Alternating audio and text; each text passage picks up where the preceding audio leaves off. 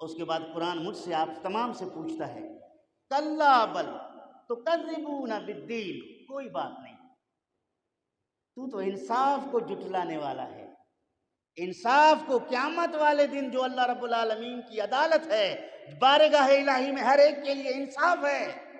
تو اس انصاف کو جھٹلا رہا ہے۔ اگر تجھے انصاف پر یقین ہوتا تو کبھی چوری نہ کرتا، اگر تجھے انصاف پر یقین ہوتا کبھی تو حرام خوری نہ کرتا، اگر تجھے انصاف پر یقین ہوتا کبھی بے گناہ انسان کو قتل نہ کرتا، اگر تجھے انصاف پر یقین ہوتا کبھی کسی کا حق نہ مارتا، اگر تجھے انصاف پر یقین ہوتا کبھی ناشائستہ کام نہ کرتا۔ اس لیے قرآن مجھے اور آپ تمام کو کہتا ہے کلا بل تکذبون، کوئی بات نہیں، تم تو انصاف کو جھٹلانے والے ہو،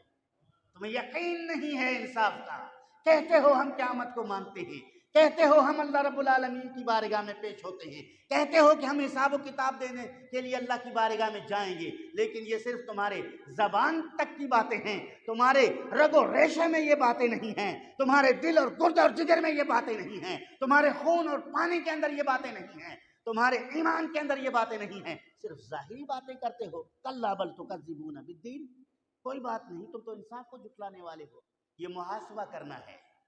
یہاں قرآن مجید نے سوالیہ نشان لگا کے مجھے اور آپ کو محاسبہ کا درس دیا ہے کہ ہم اپنا حساب کر لیں۔ کیا ہمیں اللہ رب العالمین کی بارگاہ میں حساب و کتاب اور انصاف پر یقین ہے؟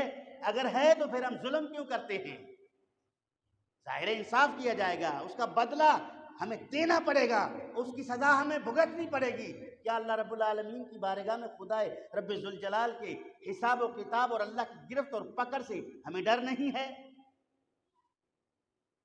وَإِنَّ عَلَيْكُمْ لَحَافِظِينَ، بے شک اس اللہ رب العالمین نے تمہارے اوپر محافظ رکھا ہے، کرامن کاتبین، معزز لکھنے والے۔ ایسا بھی نہیں چھوڑا کہ تم جو کچھ کرو گے بس وہ تم نے چھپ کے گناہ کیا، خفیہ گناہ کیا، بند کمرے میں گناہ کیا، پہاڑوں میں ظلم کیا، روڈ جھاڑیوں میں جا کے قتل غارت گری کی، یہی سمجھا کہ مجھے کسی نے نہیں دیکھا، دنیا کی پولیس نے نہیں دیکھا تو نہیں دیکھا، دنیا کی قانون نے آپ کو نہیں پکڑا تو نہیں پکڑا، دنیا کی قانون سے آپ کی کذب بیانی سے نجات ہو گئی تو ہو گئی، لیکن وہ ایسا انصاف کی جگہ اور عدالت کی جگہ ہے جہاں نہ تو جھوٹا گواہ پیش کر سکتا ہے، جہاں نہ تو کسی سپر پاور کی سفارش سے اپنے آپ کو بچا سکتا ہے، نہیں ہو سکتا ایسا۔ الیوم نختم علی افواہہم وتکلمنا ایدیہم وتشہد ارجلہم بما کانوا یکسبون۔